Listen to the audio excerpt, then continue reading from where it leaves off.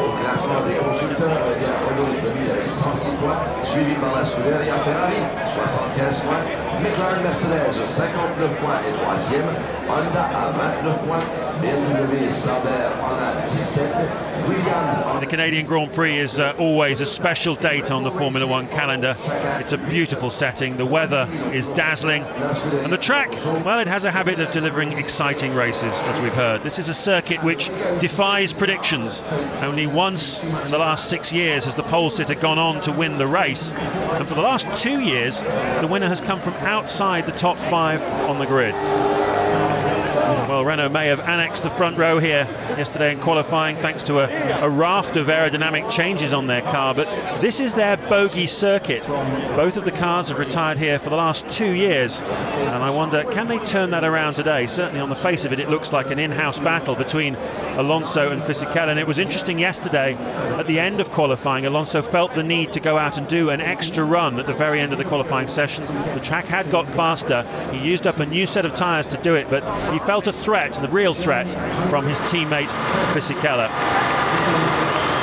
McLaren looked sharper this weekend. Kimi Raikkonen has qualified in the top 3 for the 3rd race in a row, and they look like they're building a bit of momentum here this weekend.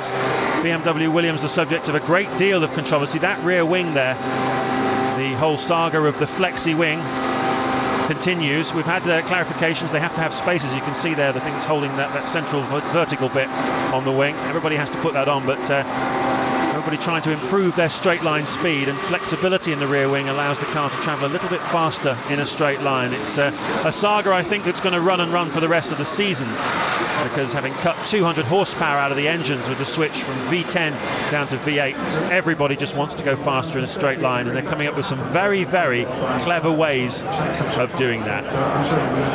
Well, there's the starting grid. You can see that Trulli is in front of Michael Schumacher, and that could be quite important here this afternoon. We think that Schumacher has got a few more laps of fuel in his car than the people in front of him, but he has been struggling this weekend to get the Bridgestone tyres to work. Trulli, the fastest Bridgestone qualifier then, he's gone for the softer tyre, as has Rosberg on the Bridgestone, but Michael Schumacher and Massa went for the harder tyre.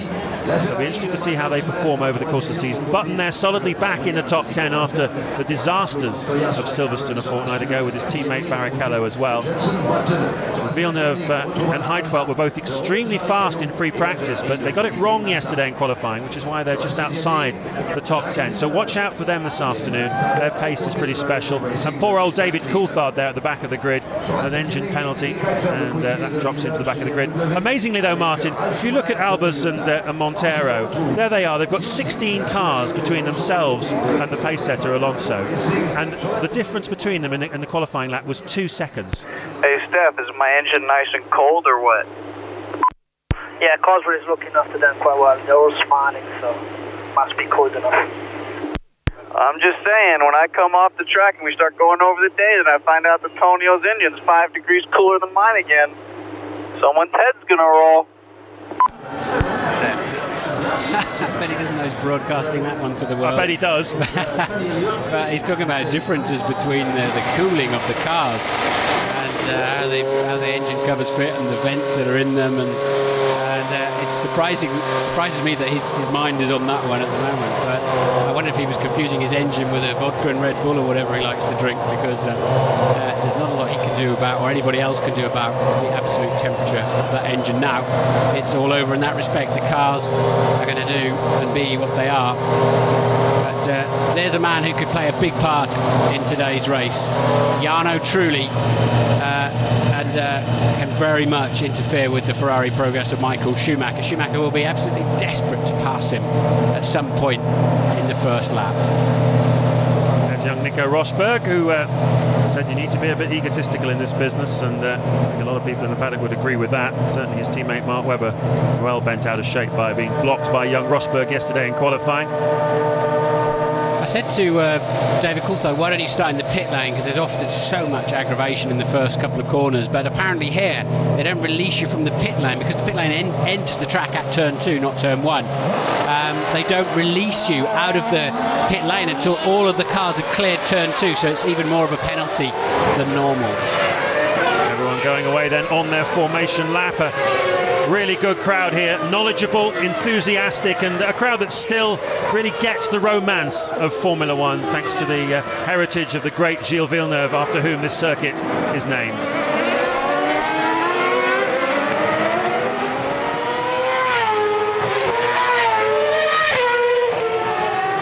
So Alonso is going to lead the World Championship, as you can see, whatever happens coming away from this Grand Prix. With that 23-point margin that Schumacher has to him, really these two North American races, absolutely vital if Schumacher is to mount a championship charge in the second half of the season. Ferrari have got some momentum. They've got a new engine here this weekend, aerodynamic upgrades as well. Renault just trying to always keep themselves out of reach, but I fancy that this afternoon the track is going to come towards Michael Schumacher and Ferrari, a little bit like it did in Monaco. If you remember that stunning drive Schumacher put in on a very hot afternoon in Monaco, and from the back of the grid, I fancy it might be a little bit like that today. He's certainly a contender for a podium, and if anything happens to these Renaults on this their bogey circuit, then he and Kimi Raikkonen waiting to pounce. But it's hard to imagine how Schumacher can have a better second half to the season than the one Alonso's had in the first half.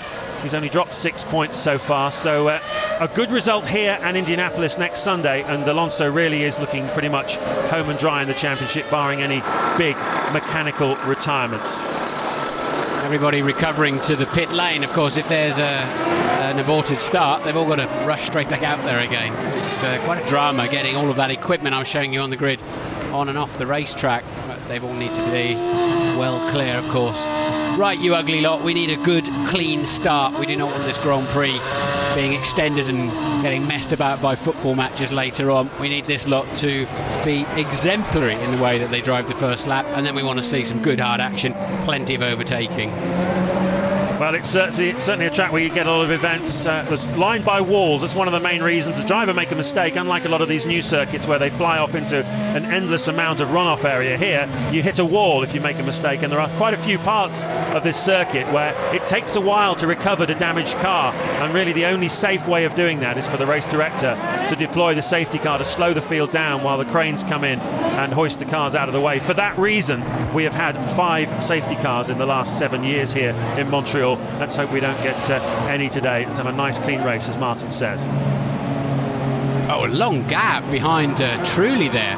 Michael Schumacher backing the pack up a lot, trying to give himself a bit more tyre temperature in those Bridgestones. That's a canny move. Also allowing, of course, the Renault engine to get hotter and hotter and hotter, just sitting there for what is going to be a very long time. We are overlooking the final chicane at the back of the pit straight, and the final car's Coulthard has only just gone past us, so there's at least another 10 or 15 seconds to go before the final car's back up. Pat Simmons there on the right, in charge of the technical side of operations at Renault, looking a little concerned as the temperatures go up and up in those Renault engines. They've been waiting a long time now. Nightmare time for all of the engine engineers. 70 laps of this race then. It's going to be very tough on the brakes, tough on the drivers. It's baking hot here in Montreal, and we are getting underway.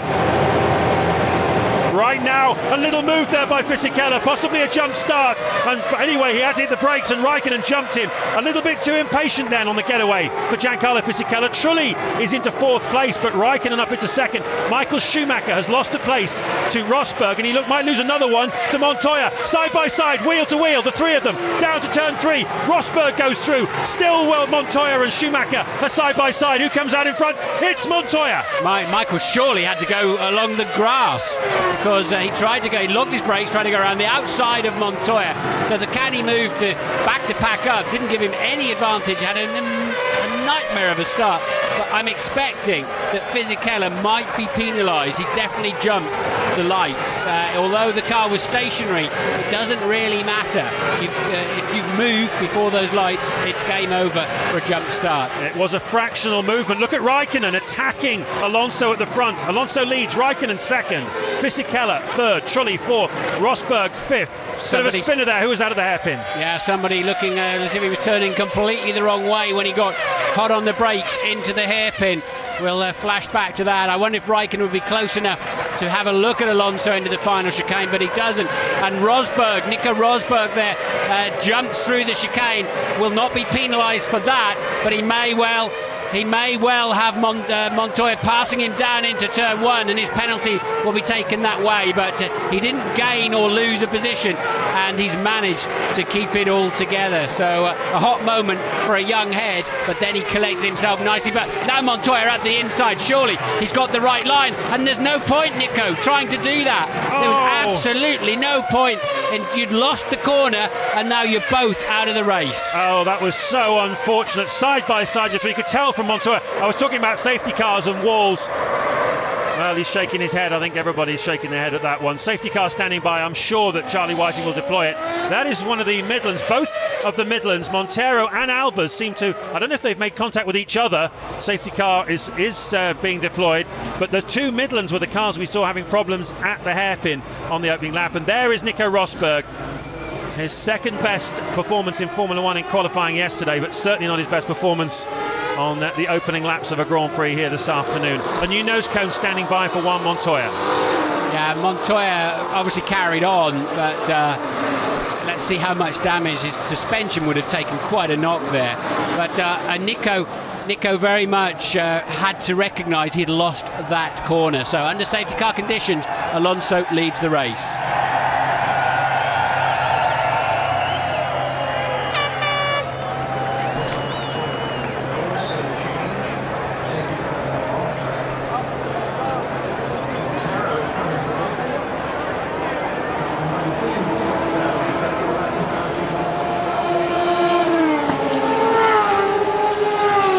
So the stricken Williams then lifted over the wall. They're very well structured here in Montreal for that. As James said, it is a normal parkland style high-speed race circuit, entirely surrounded by walls, very much like Melbourne in that respect. And they'll have to have a good look at the suspension, and as I expected, some damage there to the right front of Montoya's car. Or was he just calling for another tyre? So let's hope the suspension is all in one piece. They seem happy, they're letting it go. So Montoya is back in the Grand Prix. I thought the mechanic was saying we got a problem, but actually he was calling for a fresh tyre. But at least now he'll be able to cruise up to the back of the pack, but then he'll be starting from the very rear of the field. And it's so early in the race, James, there's not really any point in putting a lot of fuel in it either. No, very awkward for Juan Montoya. This track hasn't been very kind to him. He was disqualified in both of the last two races here. It shouldn't be too long. Just keep the heat on the tires, please.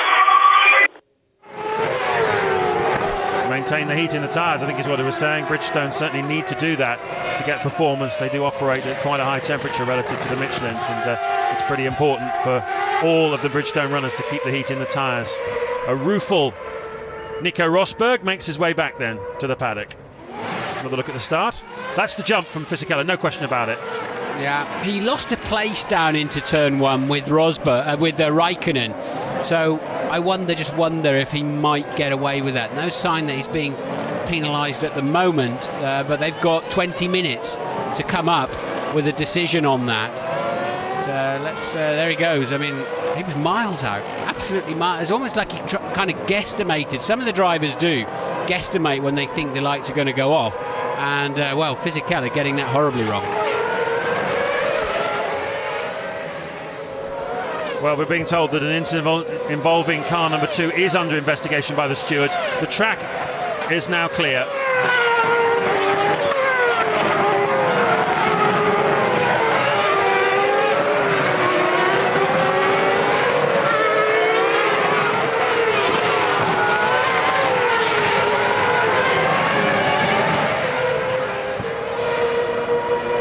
Welcome back to Montreal. This is lap 4 of the Canadian Grand Prix. The safety car has just pulled into the pit lane. Alonso is leading this race from Raikkonen.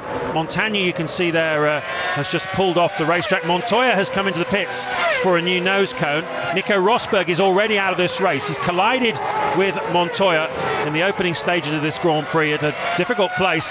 Brought out the safety car while the marshals got the car away from that awkward position. That's now clear, and we are now racing with Alonso in front of Kimi Raikkonen, who just jumped Giancarlo Fisichella at the start, but the stewards have told us that jump start that Martin and I both thought we saw was in fact, they're looking at it too, and we've seen a replay of it, and it clearly did get moving before the lights went out. So we expect a penalty for Giancarlo Fisichella for jumping the start. So all the good work he did, getting himself up to the front of the grid, seems to have been undone. This is Juan Montoya cutting his way through the field. He's now into 18th place, and that's David Coulthard in front of us. Ted Kravitz.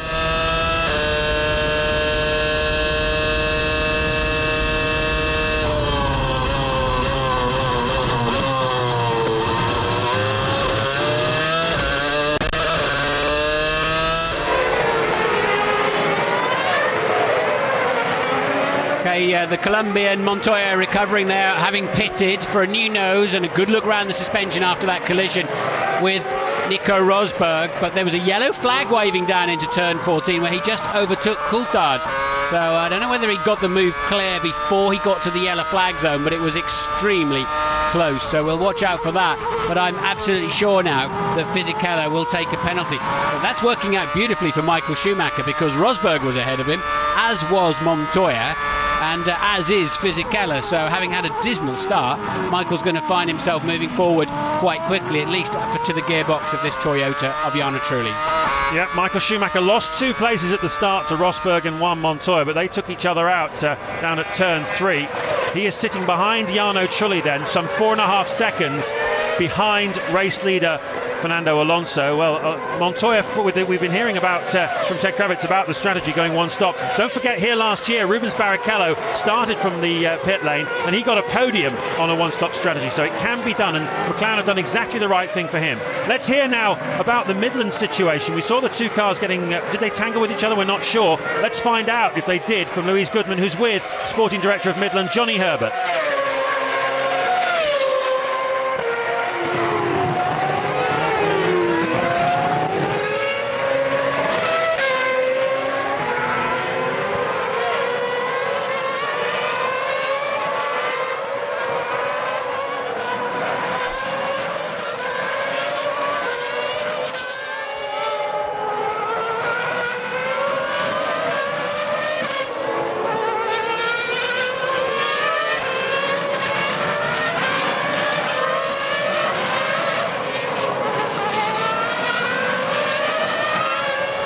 Well, we're watching, here is that replay. What happens? Yeah, one very much gets into the other.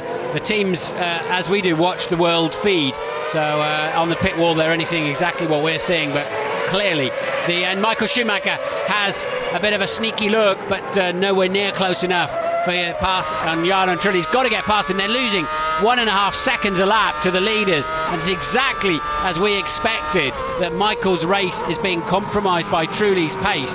But I'm looking more and more at that Montoya, Nico Rosberg. I mean, Nico was definitely ahead of him, but if you notice, when Montoya passed Michael in this corner on the first lap, Michael conceded in the end and went across the grass, and that's what Nico should have done. By turning in, he was guaranteeing an accident. Whose ever fault it was, he was guaranteeing an accident. Well, it was great to see that replay again of Montoya and Michael Schumacher. They've had a few scraps over the years, and how close were their wheels to each other. Two high quality professionals managing to get through that corner without hitting each other, and it's not a slow corner either. They'd have been doing about 85 miles an hour with their wheels no more than a cigarette paper apart. Mark Webber has made up 6 places at the start. You can see quite a few people have gained. Villeneuve is up into the points from 11th on the grid. Watch out for those BMWs. They were very quick in practice. Just to bring you up to date with a couple of other matters, we have been notified of a drive-through penalty for car number 2, Giancarlo Fisichella. He may well take it now. In fact, he does. Into the pits he comes, and that's for jumping the start. He's got 3 complete laps before he has to serve that, and he would want to go as far as he could, because his pace means he may well not come out absolutely last. But he's going to be a long way down the field, so he doesn't have to stop at his pits. They can't do any work on it or refuel it, even if they wanted to. So where's he going to feed back out? In front of Button, by the looks of it. So Fisichella will feed back out in 5th place. Yeah, there was a 4.5 second gap between Michael Schumacher, who's just gone through your frame, and Jenson Button, and Fisichella has fed back into that in 5th place. So that's another place gain for Michael Schumacher. That works though, doesn't it? He clearly jumped the start, and so he's had a penalty as such without absolutely wrecking the rest of the afternoon. So Fisichella back in play with a fast car underneath him. A race victory will now depend on a major problem for Alonso or Raikkonen, but he can still get on the podium from there. That's going to be interesting to watch. Well, this year, for the first time, Formula One has a permanent steward who goes to every single race. The idea being to provide consistency in the decision-making process for these kind of penalties. Tony Scott Andrews, an English lawyer, is that man, and so far you'd have to say a reasonably steady hand on the tiller.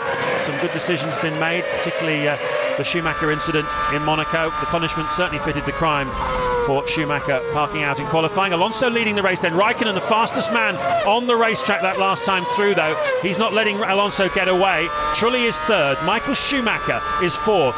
Fifth is Fisichella. Sixth, Jenson Button. Seventh, Jacques Villeneuve. Eighth, Felipe Massa. Ninth, Heidfeld. And 10th, Webber. Right, Michael there twiddling the knobs on the steering wheel. That's the second time. I suspect he's been told, turn up the mixture, turn up the revs. You've got to pass that Toyota. Certainly looks like it. At the moment, he is losing ground.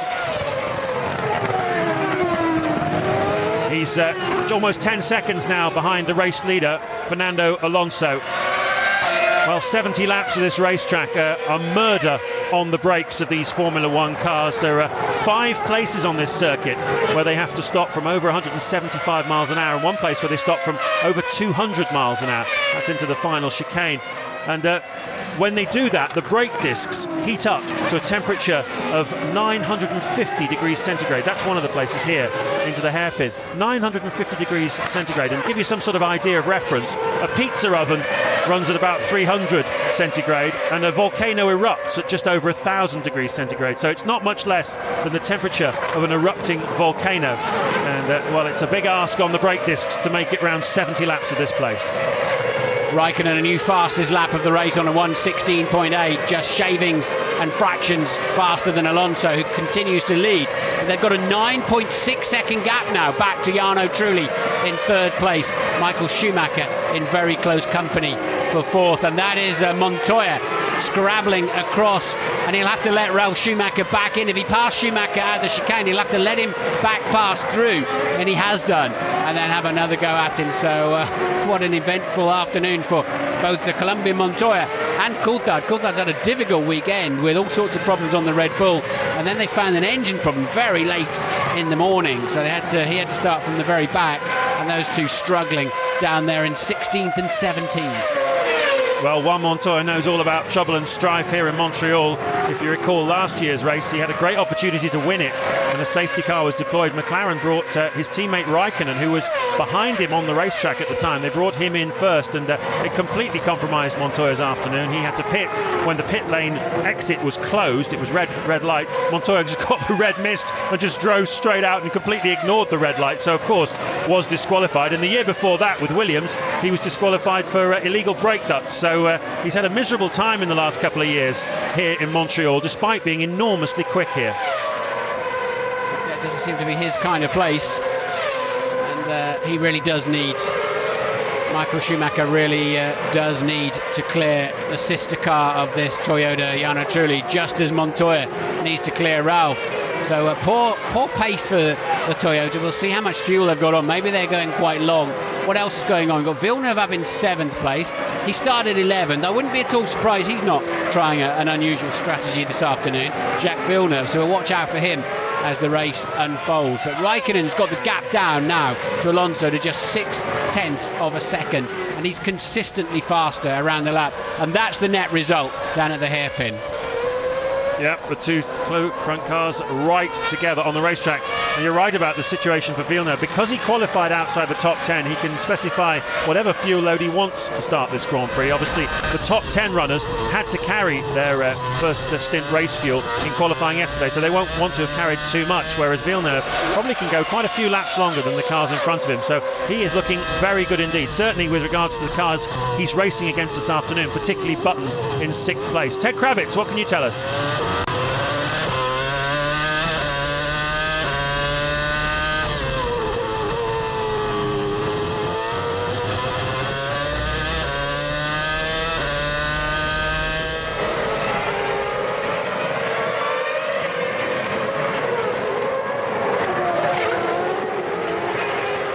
Thank you for that, Ted. And Juan Montoya has now got past, while Ted was talking to us, the Toyota of Ralf Schumacher. So Montoya moves up into 15th place now. David Coulthard behind him 17th, having started from the back of the grid following an engine change. Alonso leading then on lap 12, just 0.6 of a second the margin to Raikkonen, and it's really very close between these two. This is the race we didn't get at Silverstone in a way, and we were certainly expecting it, the McLaren to be on form. Here is Raikkonen lining up Alonso here down the back straight. Is he going to go for a pass? He looks at it, down the outside. Alonso takes the inside line. Yeah, we've seen how quick Montoya is down the straight in the sister McLaren, and so then is Kimi Raikkonen. He should get a better run off the corner, but doesn't. But that's going to happen, isn't it? That pass is going to happen. He's got so much more speed down the straight, and Alonso unusually under pressure. Gap down to 0.2 of a second, and it looks like Raikkonen's got a solid 4 or 5 kilometers per hour, 3 miles an hour, plus of course the toe. And it's a long straight. It's a 1 kilometre straight, and plenty of chance to get in the big hole in the air, the big vacuum in the air that Alonso's Renault is making as it pushes the air aside. The drag that comes off the back of his car creates a very nice suction to give you a bit of a slipstream. Barrichello pits for Honda from what was 13th place. So he was one of the top 10 qualifiers, Rubens Barrichello. Started this race from 9th on the grid, and he did it by running quite a light fuel load, 13 laps of fuel. So to see whether he 3 stops here this afternoon. But look at this, the 2 contenders for last year's World Championship, Kimi Raikkonen and Fernando Alonso. Raikkonen quite a long way off in the points this year, almost out of contention, but he's got nothing to lose here in Montreal, and this is where he got very close to Alonso last time, not so close this time. He was a little bit further away at the hairpin. I don't know if they've got a push-to-pass button effectively, or whether they need to dial up the extra revs on the steering wheel, or whether they've got like an easy fix when you think, okay, I've got here's my chance, now let's have the extra revs. You don't want to be suddenly realising you've got enough pace to overtake him, and then have to start looking at the steering wheel to find a few more revs. Barrichello clearly out of the race for Honda. Yeah, Rubens Barrichello, that is the reason for the early pit stop, and that's the first time this season that Rubens Barrichello has retired from a race. Only he and Alonso had done every single Grand Prix distance. So now Alonso the only man so far. Will he make it to the end of lap 70? He's certainly soaking up a great deal of pressure from Kimi Raikkonen. And well, a reminder for those of you following the World Cup that here on ITV, following this Grand Prix, you can see Portugal versus Holland, 8 o'clock here on ITV1. The winner of that game will play England in the quarter-finals of the World Cup. And what a fantastic tournament that is turning out to be. Oh, Montoya's out! Has he hit the wall? Look at the right rear corner, the right rear tyre. Either it's damage from the incident, but I don't think so. I suspect he's whacked the champion's wall at the top of the hill. The heat haze rising about the same pace as Montoya wanting to get out of that car. Everything is so hot. All of the bodywork of the car follows the contours of the mechanical so closely. There's no space at all in there, and suddenly the heat just wells up in the car. Did he hit the wall or not, or was that after the incident? I'd be surprised if it's after the incident with Nico Rosberg, because it was the other side of the car, but we'll have a look. Barrichello, I was looking at the wonderful statistics we get through for every race, James. It's 23, he's finished the last 23 Grand Prix, Barrichello, and yep. Predictably enough, Montoya hits the wall of champions. Luckily for us, he doesn't stop there and bring out another safety car. He manages to continue down the main straight to a place where he can safely park it. But 3 visits then to Montreal in the last 3 years, and 3 non-finishes for Juan Pablo Montoya. He joins Rubens Barrichello, Montagny, Rosberg and Albers as retirements already, and this is only lap 15. I'll tell you something significant. Montoya's trying to keep a job at McLaren and trying to find a job elsewhere if not, and struggling at the moment, floundering around a little bit, so mistakes like that are not helping his cause whatsoever. Yes, it's interesting. Interesting to see a show of hands of all of you sitting at home watching Formula One who've enjoyed it with us for many years since Montoya came into this sport in 2001. A show of hands, how many would miss Juan Montoya if he wasn't an F1 driver next year? Because the way things look at the moment, it is a possibility that he'll have to look elsewhere for employment. Christian Klein, who's in 11th, having a look at the back of Mark Webber's Williams. Clean's had a solid weekend, actually, driven very nicely indeed.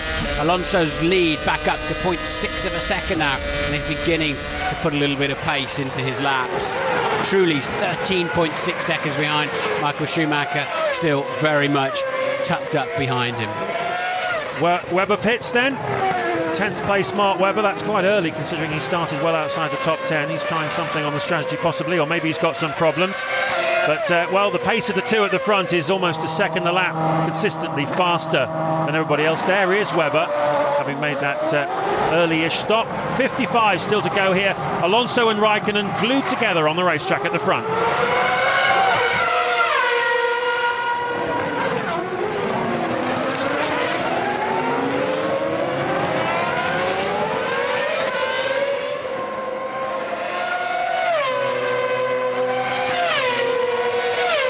No doubt that Raikkonen is certainly putting a lot of pressure on Alonso. Trulli has upped his pace. He's set his fastest lap of the race so far, a 1:17.5. But Alonso has upped his pace as well. He has just set the fastest lap of this race so far, a 1:16.2.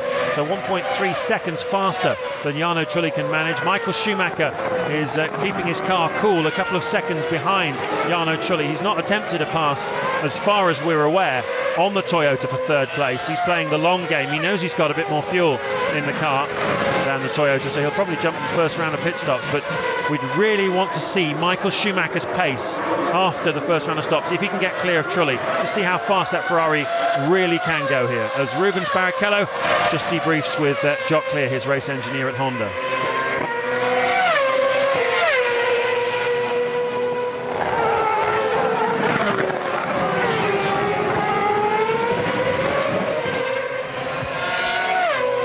Five retirements so far then. Montoya tagged the wall, his second incident of the Grand Prix. Barrichello looks like some kind of technical problem. Montagny, an engine problem for the Super Guri Honda. Rosberg in the wall at turn 4. And Albers tripped over his teammate at the very beginning of the Grand Prix. Down at the far end of the racetrack, the hairpin. Getting close to the first round of pit stops for the front runners. This is lap 18, and Alonso is turning the wick up. He's now in the low 1:16s, having been in the high 1:16s for the last few laps. And there you can see the top 5. Fisichella, after that drive-through penalty, is going well. He'll have lost, about 14 seconds. 14 or 15 seconds by having to do the drive-through, so he's doing extremely well to be only 19 behind the race leader at this stage of the race, and he is tucked up behind Michael Schumacher, waiting to see what's going to happen with that situation. There's Jacques Villeneuve, currently running in 7th. He's certainly going to be a factor later on in this Grand Prix, and there's Jenson Button, who's in front of him. These are really crucial laps, Jenson. Just keep building that gap.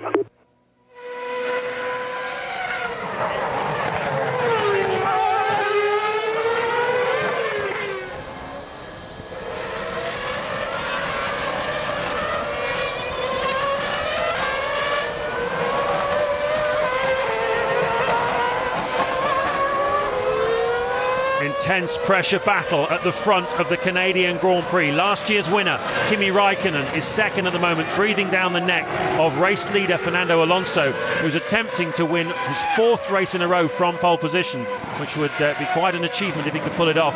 This is Renault's bogey circuit, though. They've already had a drive-through penalty for Giancarlo Fisichella, who started alongside Alonso on the front row of the grid, but he was adjudged to have jumped the start, and he clearly did. So that drive-through penalty has dropped him down into 5th place. Michael Schumacher is still tucked up behind Jarno Trulli, and we'll wait to see after the first round of pit stops how fast that Ferrari really is, because I have a feeling that the track is going to come towards that Ferrari a little bit as more rubber goes down this afternoon. Still a long way to go in this Grand Prix, 52 laps, and Schumacher can have a lot to say about the outcome. And also under threat is Jenson Button from Massa and Villeneuve. Felipe Massa has got past Jacques Villeneuve for 7th place, and it's going to be quite an interesting scrap as well in the points positions. Well, Alonso turned the wick up to do his low 1:16, and Raikkonen's responded. So they've got something left in their pockets with engine revs and power, no doubt about it. Raikkonen now does a 1:16.3, gets the gap back to 1 second. Something I don't understand is Fisichella, he was sort of hanging on to the lead pack, did his drive-through penalty, now he's come out, he's sort of hanging around about a second a lap off the lead pace, and behind Michael Schumacher. You think he'd have just steamed straight up to the back of Schumacher and Trulli, wouldn't you? But he didn't do that. In fact, he's now dropped into the 18s, Fisichella, so I would think the team would be a bit frustrated about that. They've signed him up for next year. I understand, or I believe that may well have happened as soon as Alonso declared he was leaving and heading off to McLaren, that they've actually signed Fizzy a long time ago, but just chose to announce it this weekend. Who knows, but that's the story. Still a subject of great speculation who'll be driving alongside him next year in the Renault team. Of course, Alonso moving across to McLaren in 2007. And, well, Flavio Briatore has been trying very, very hard to persuade Kimi Raikkonen to go and join him there. It would give Raikkonen the chance to be undisputed #1, really, in a team. If he goes to Ferrari, which is where most people believe he will go, he may end up having a season alongside Michael Schumacher, which I think those of us who are neutrals in the Formula 1 game would love to see that. Raikkonen and Michael Schumacher together at Ferrari. Now, we saw Rubens Barrichello retire from this race earlier. He's now live with Louise Goodman.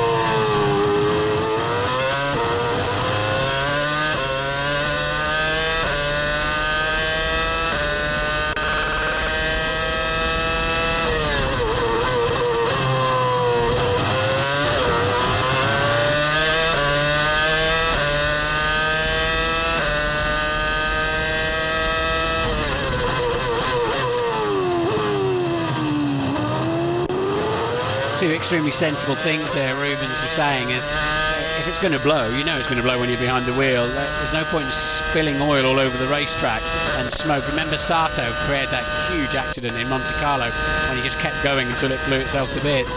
And the other thing is, he's absolutely right. If I blow this to bits and all the bits and pieces are laying on the racetrack, then the engineers can't fully establish what went wrong first. So you might as well bring it back in, and they've got a chance then to see what's just about to break instead of a pile of bits.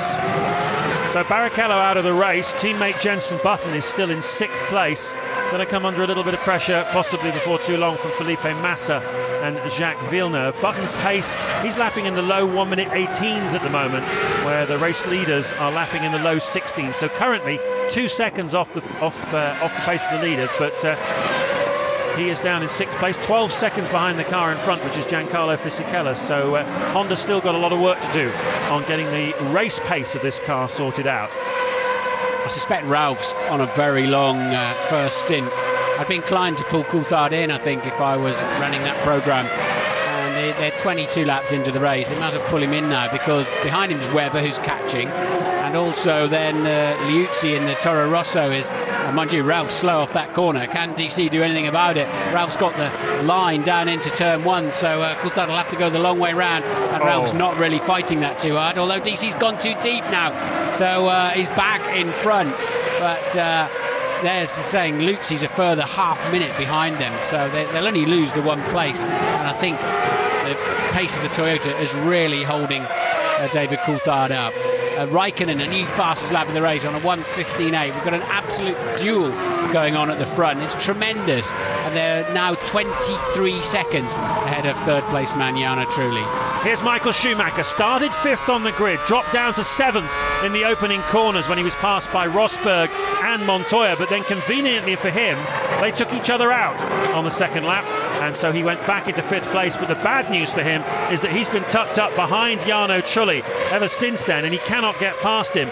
And now he's got Giancarlo Fisichella breathing all the way down his back of his neck. So a tremendous battle at the front between Alonso and Raikkonen for the lead, and an even closer battle really between these 3 drivers, Trulli, Schumacher and Fisichella, for the final place on the podium.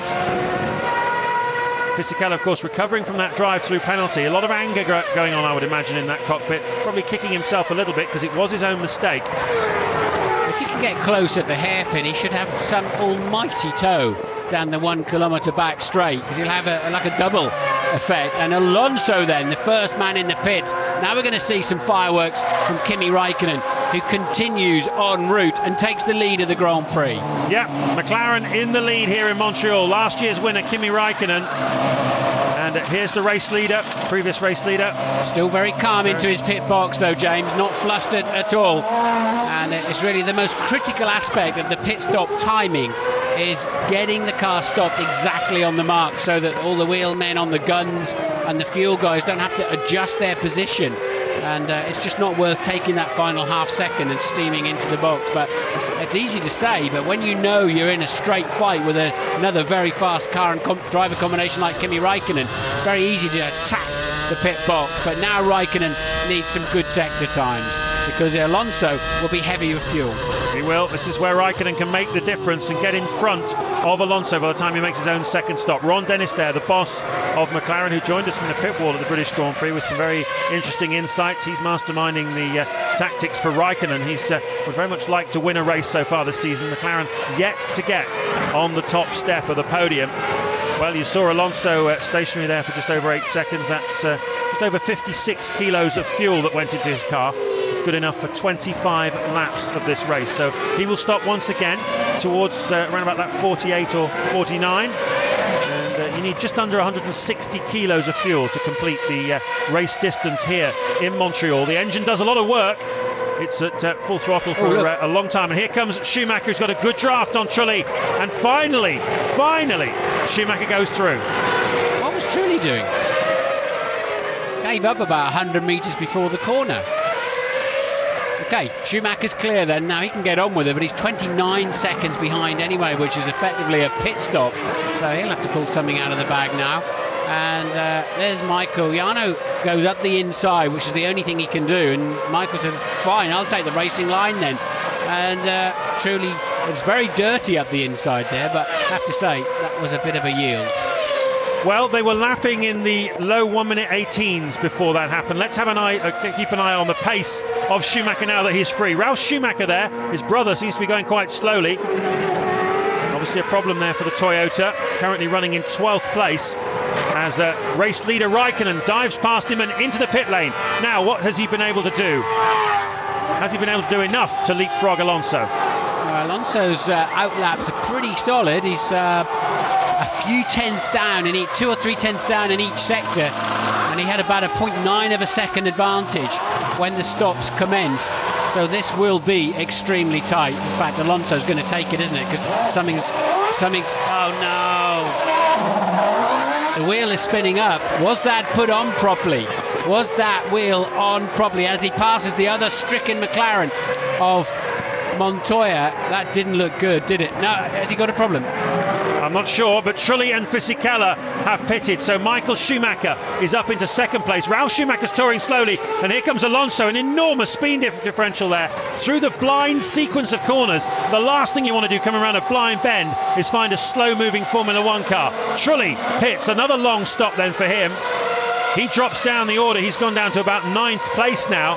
Alonso leading. Raikkonen is back out again. Michael Schumacher has yet to make a stop. Jenson Button has yet to make a stop. He is up into 4th place. And, well, that was pretty hairy for Alonso, wasn't it, coming across Ralf Schumacher.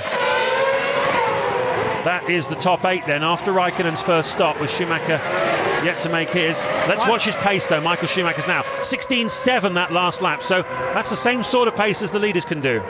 Yeah, he's got that big deficit, unless he's one stopping, which would surprise me.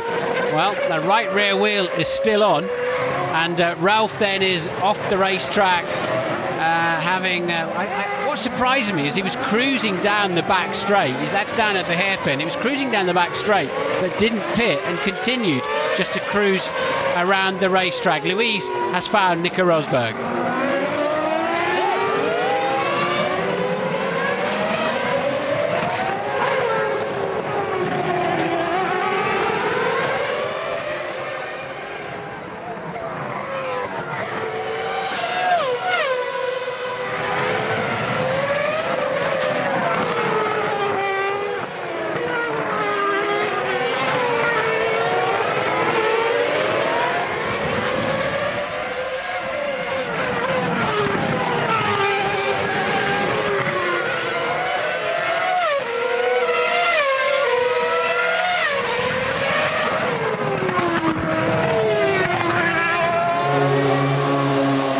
welcome to the club, son. Controversy is Formula One's middle name.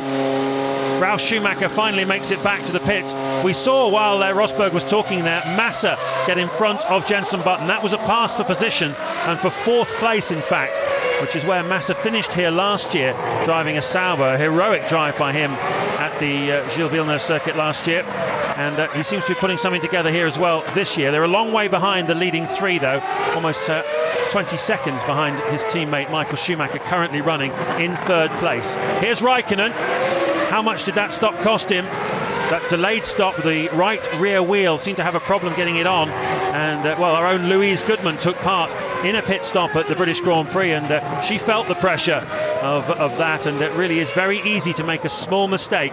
And you can see that Raikkonen had set himself up very nicely to have a crack at Alonso, but he lost 3.5, maybe 4 seconds with that delay as Button pits.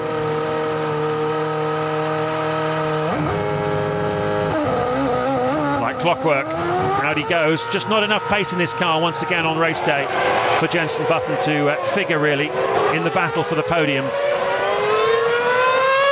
He goes back out on the racetrack, and he is now shown as being 11th.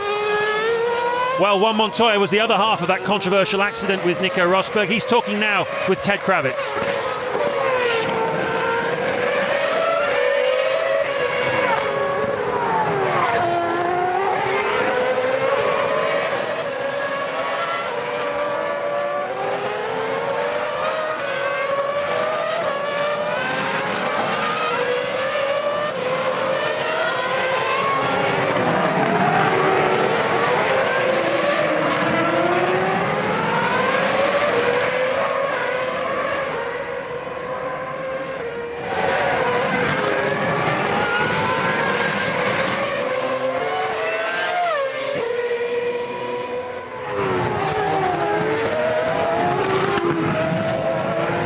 Exactly as you were saying, Martin. It was fantastic, though, to see them that close together, wasn't it?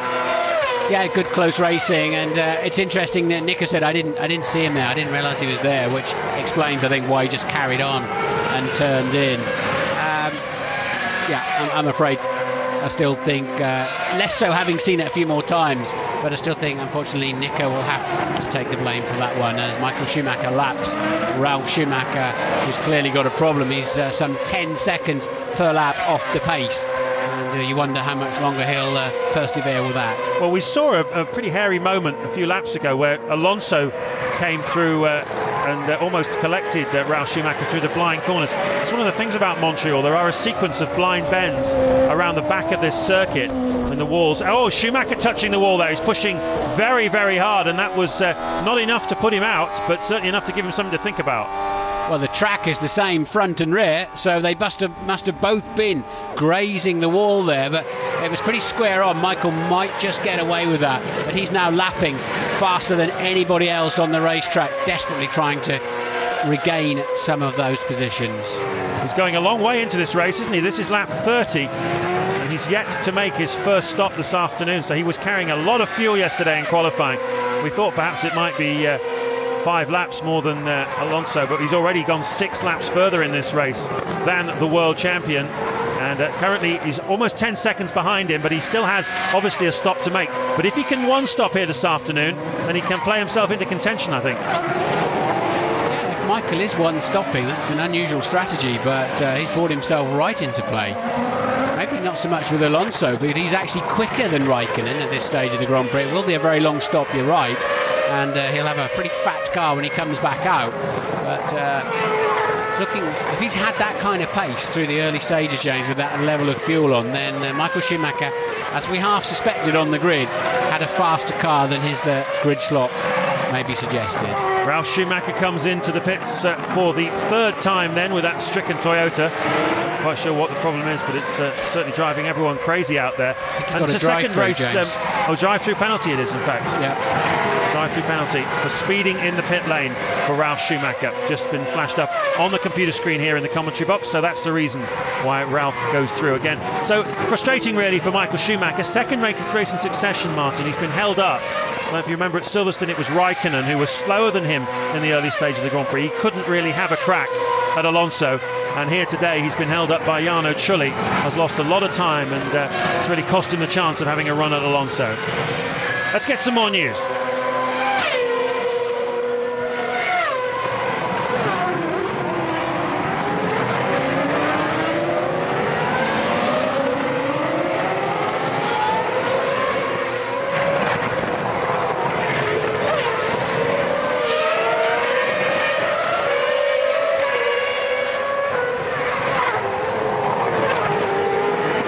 For that, Ted.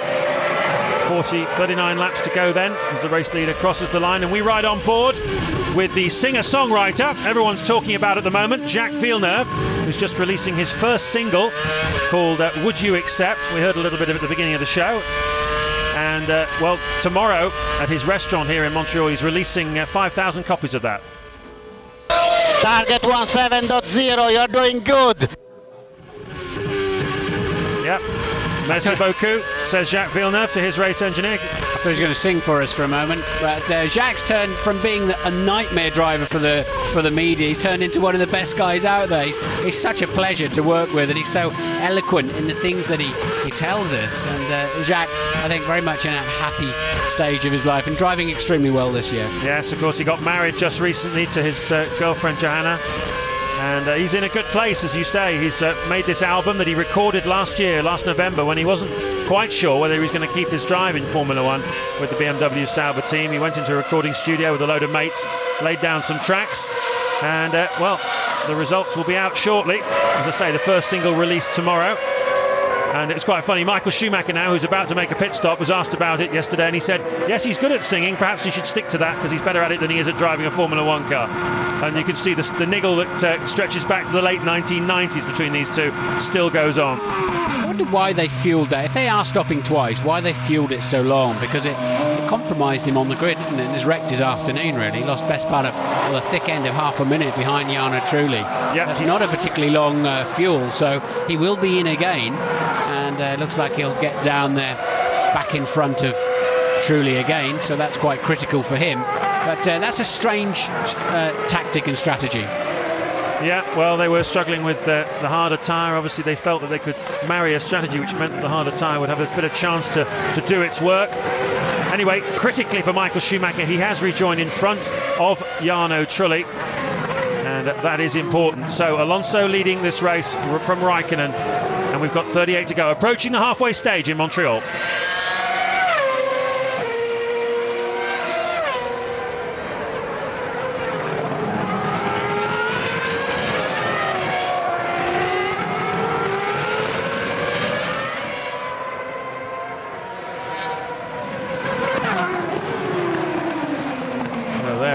Ralf Schumacher still out on track, and Felipe Massa coming through. Massa has yet to make a stop here this afternoon, same for Jacques Villeneuve. So the longer this goes on, the more it looks like they'll stop only once here this afternoon, particularly Villeneuve. And some good points are beckoning for both of these drivers, I think, who've always been strong here. Ralf once again getting out of the way of Felipe Massa. I think Ralf Schumacher treating this like a test session now. And into the pits comes Jacques Villeneuve on lap 34. Of course, they went a little bit longer, didn't they? With the safety car situation, they would have gained maybe a lap of fuel, but that still doesn't really explain this curious two-stop first long stint, or long first stint, I should say. Away goes Jacques Villeneuve. He was in P5 when he pitted. I think part of the tactic, Martin, is knowing that there's a fair chance of getting a safety car in the early part of the race. And it's a huge gamble to carry a light fuel load, because you need obviously clear track, don't you, to make that work for you. But knowing that there's a fair chance you'll get caught up in traffic, you're carrying some fuel, it gives you more options. Here's Schumacher. He's had a couple of problems with that chicane, hasn't he, this afternoon? Tapped the wall a few laps ago, and now he cuts the chicane. Yeah, he did what you have to do. You have to make your mind up whether it's all going to be okay for the next 100 metres, and if not, abandon ships and go across what used to be a really nasty gravel trap that Nigel Mansell ended up in quite heavily one day. And it was a no-go zone for sure when it was a gravel trap. Now it's rather enticing as a nice grass creek runoff area. Yeah, that's what Jenson Button should have done probably last year. He got a little bit out of shape on the way into that corner and didn't do the straight-on thing. He tried to take the corner and whacked that wall up on the top left of your screens known as the Wall of Champions. So Massa could well be pitting just once this afternoon. He hasn't stopped yet. And we're on lap 35, half distance.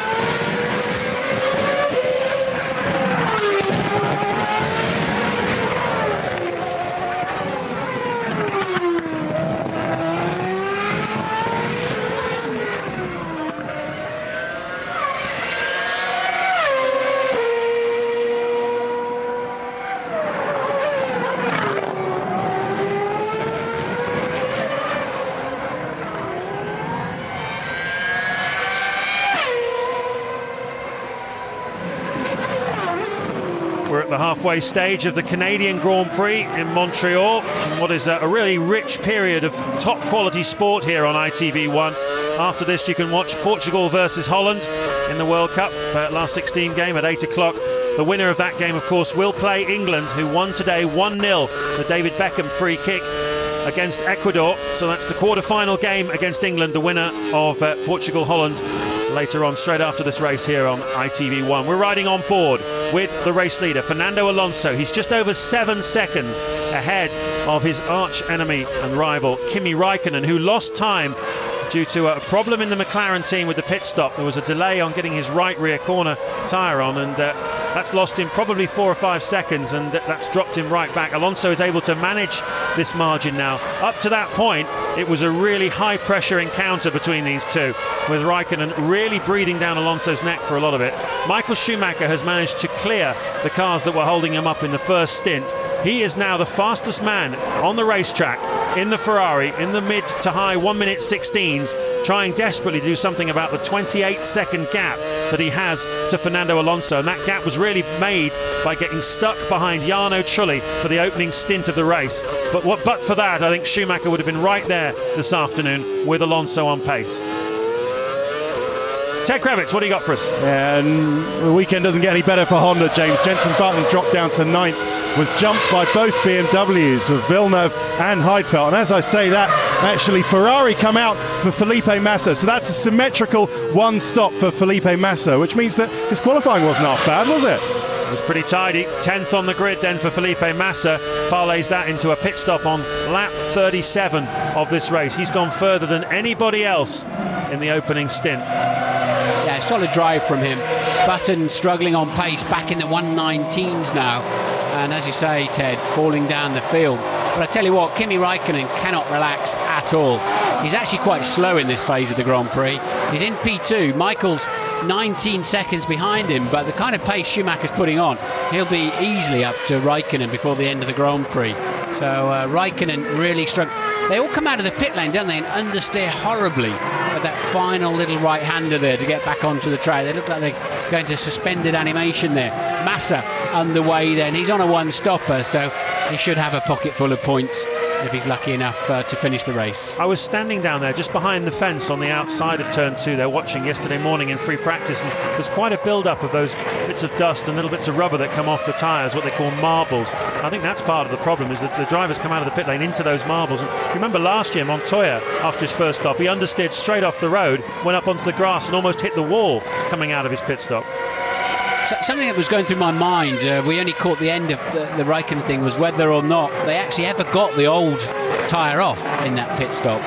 And we're getting news from the pit lane, from the F1 ITV pit crew, that he didn't. So Raikkonen's now out there on a right rear that's gone somewhat further than anticipated, which may explain his occasional loss of pace. But it did look like, didn't it? They never really quite got to put the fresh one on, so they sent him anyway. Yes, the guy who was holding a tyre and shaking his head as though he hadn't had the opportunity to do the job that he's been drilled in hundreds of times over the weekend and thousands of times over the course of the season. There he is, all standing by, ready to jam a new tyre on, and that opportunity never came his way. That certainly would appear to be the case, and that is why Raikkonen is in the situation he's in. He's done miraculously well, and if you consider that he's carrying a mismatched set of tyres under the circumstances, to be just 8 seconds behind. If you take 4 of that, maybe 5 of that to be the time he lost in the pit stop, then he's doing an amazing job and closing down now on Fernando Alonso. He's got the gap down to under 8 seconds. His last lap, a 1:16.6, a full second faster than Alonso on lap 38. And well, when he won this race here last year, Martin, if you remember, he was carrying a steering imbalance. The whole car wanted to turn left all the time, and Schumacher was catching him in the closing stages of the race, and it was amazing that Raikkonen was able to finish the race at all. So another heroic performance here from Kimi Raikkonen. Got fresh information from down there in the pit lane is actually they did change the right rear. They were trying to do something else in that area of the car, so not absolutely clear what was going on, but it certainly compromised.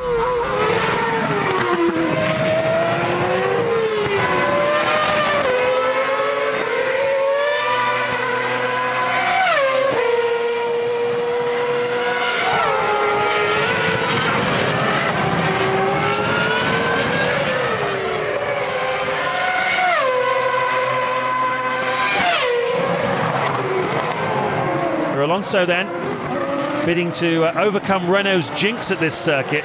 On both of the last two races here, 2004 and 2005, they've been front runners, but on both occasions both cars have retired. Here this afternoon, his teammate Fisichella is running in a solid but unspectacular fourth place, 11 seconds behind Schumacher, but comfortably in front of the Toyota of Jarno Trulli, whose pace has not really improved on the new set of tyres in the middle part of the race. He's still lapping in the low 118s, as he was in the early phase of the race when he was keeping Michael Schumacher behind him. He's fifth then, Massa is sixth, Villeneuve is running in seventh place, and Heidfeld, his teammate, in eighth. So two BMWs in the points at the moment, as Schumacher has another moment down at the chicane. That's the third incident he's had here this afternoon. That's the third one we've seen. So quite how many he's actually had while we've been watching other cars. So Michael Schumacher getting very late onto the brakes down in the final turn, and recognises if there's no penalty, then why not? You might as well just steam through there. But ultimately, I don't think it actually finds you any lap time. For example, that was a 1:17.0. He has been doing 16.7s because he's too slow down the pit straight itself. Alonso then with an 8-second lead at the moment over Kimi Raikkonen. He's just responding to whatever Raikkonen puts in. Well, he had to respond pretty quickly to the steering there as well. A great deal of handwork going on the steering wheel. Let's ride with him then and enjoy this blast around the back of the Canadian circuit. 19,000 RPM.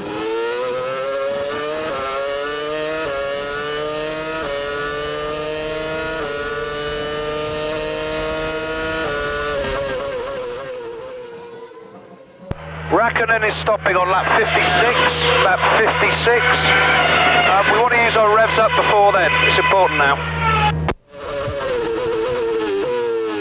Use our revs up.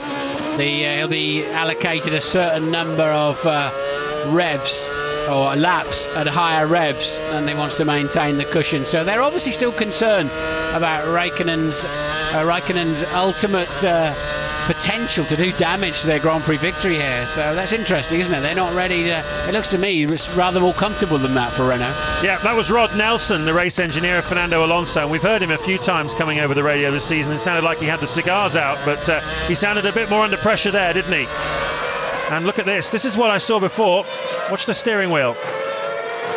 Big correction there for Alonso. Under braking for turn one, pulling it down from about 180 miles an hour to just under 100 miles an hour for the first part of that corner. So, well, I hope there's nothing going wrong with the braking on Alonso's car. As I said before, it's a big ask for the brakes, this racetrack, with a lot of very, very big stops. To give you an idea of the kind of energy involved in it, you're talking about something like 85 kilograms of pressure that the drivers have to apply onto the brake pedal for a corner like this hairpin here.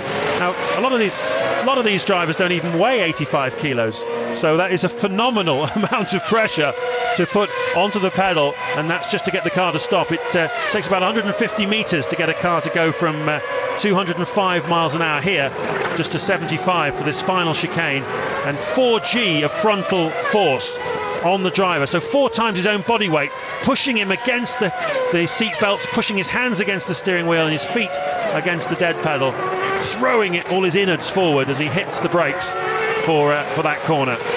They do have the leverage of the brake pedal, of course, but something that Pat Simmons said to me on the grid was very interesting. Is that it's different this year with this new qualifying system.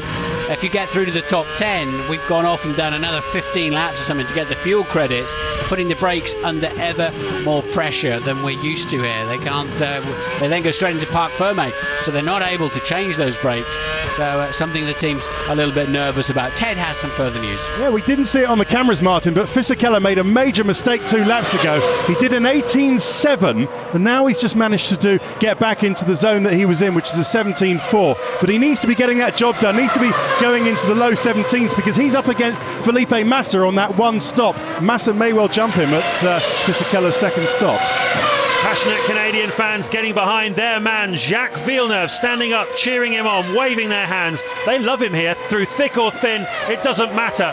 He's come up here as a world champion, he's come here as a big loser in various years, and it doesn't seem to matter to them at all. They turn out a capacity crowd every single year. It really is a credit to the city of Montreal and the state of Quebec. Alonso then on lap 43, leading by 8 seconds from Raikkonen, but clearly not feeling comfortable with 28 laps to go.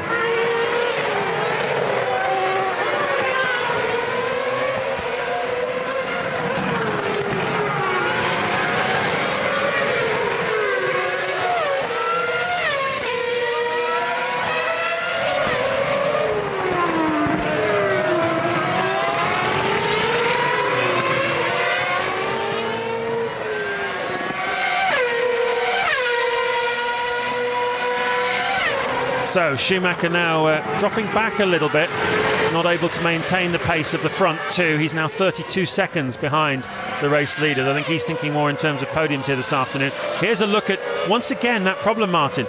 Alonso on the turn-in, little wave to the marshals. I know what I did. You can't do that too often though, Fernando, otherwise they'll start penalising you.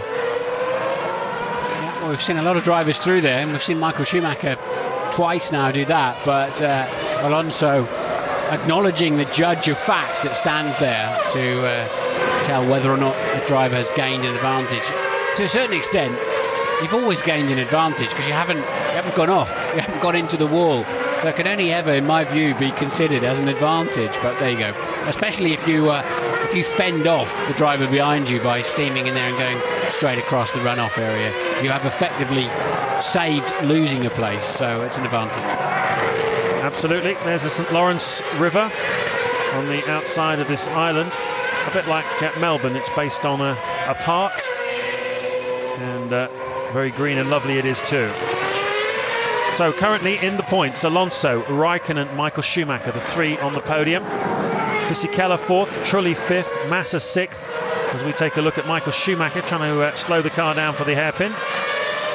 He too is having problems. Look at that amazing amount of understeer on the marbles. Yeah, I think the softer and softer tyres they're running, there's almost a river of soft discarded rubber on the outside of the hairpin, and that's given Michael Schumacher a 1 minute 21 lap and a set of tyres that'll take another few corners to clean up as well. Certainly will. So Alonso, Raikkonen, Michael Schumacher on for the podium. Fisichella, Trulli, Massa, Villeneuve and Heidfeld, the other drivers in the points at the moment. Jenson Button is now 11 seconds behind the final points paying position in 9th place.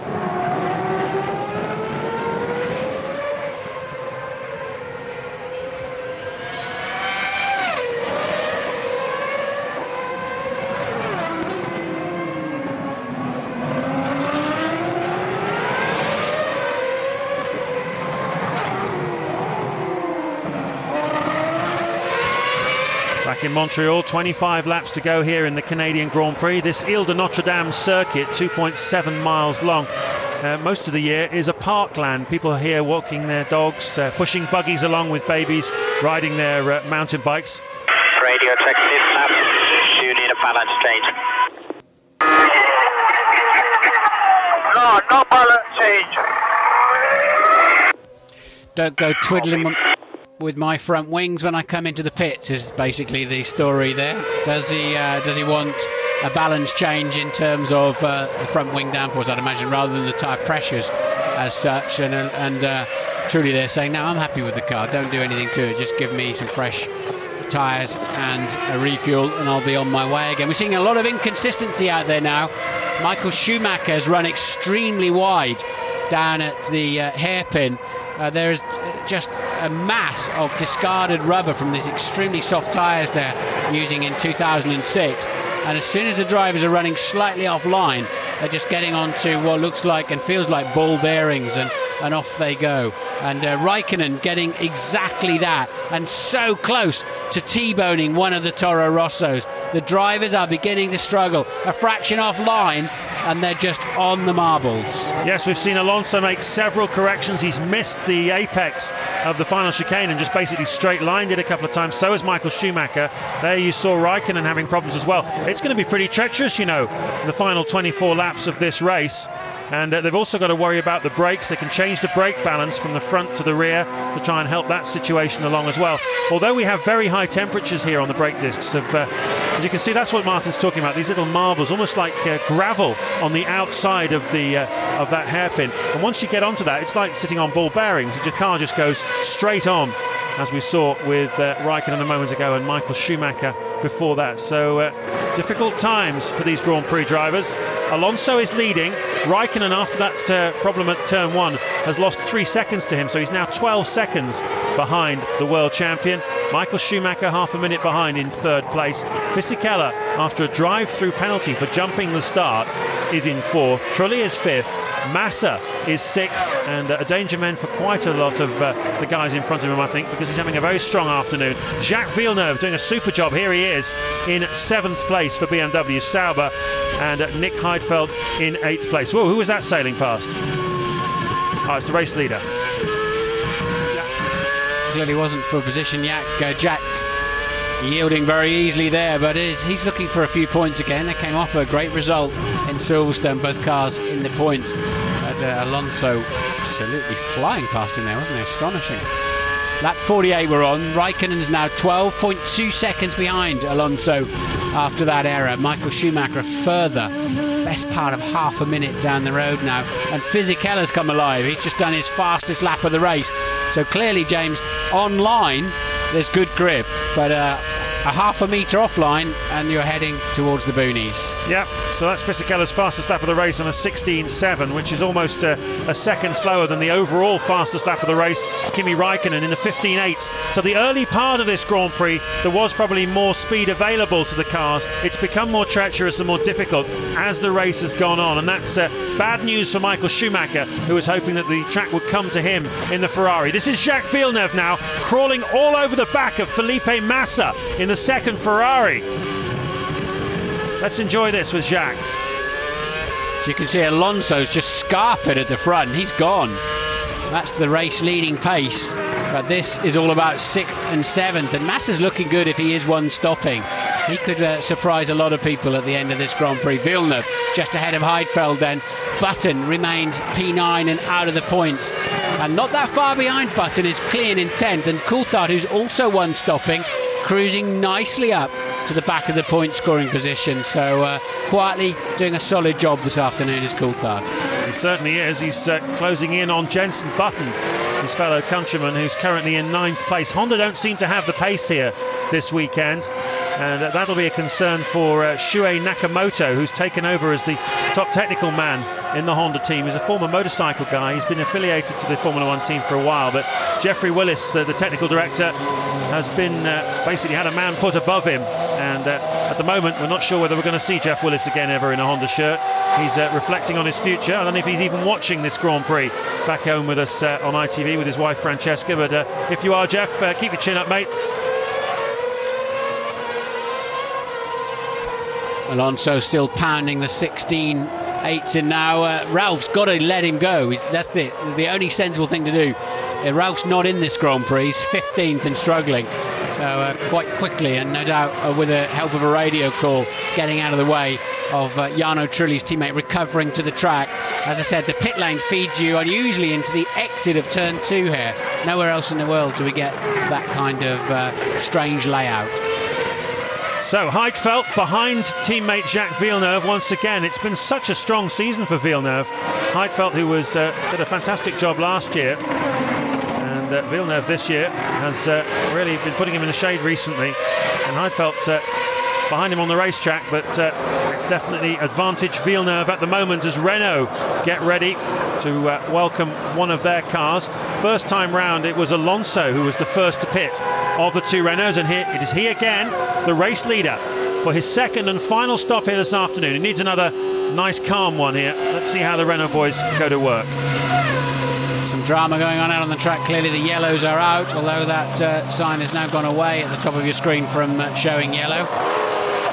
It's Ralf Schumacher apparently was off the road again, and can Fernando get down there before that traffic? Yes, he certainly can, so that worked out quite nicely for him. A good, clean, calm stop again for the Renault boys. He's got a huge margin over Michael Schumacher, half a minute, so he's comfortable there.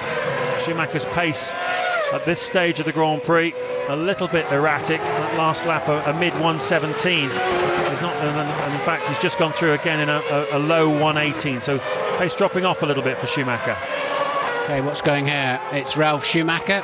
He's already complained that he's got no rear grip at the back of that Toyota, and he wasn't really on the marbles, it just spun on him. Strange. Down in 15th place, Ralf Schumacher. There is the sole remaining McLaren here this afternoon. Oh, slow, and look how difficult it is. That's more like Speedway than Formula One. Back end out. Poor old Raikkonen. I bet he feels he's back on a Finnish fjord, trying to get some grip from his rear tyres on the ice.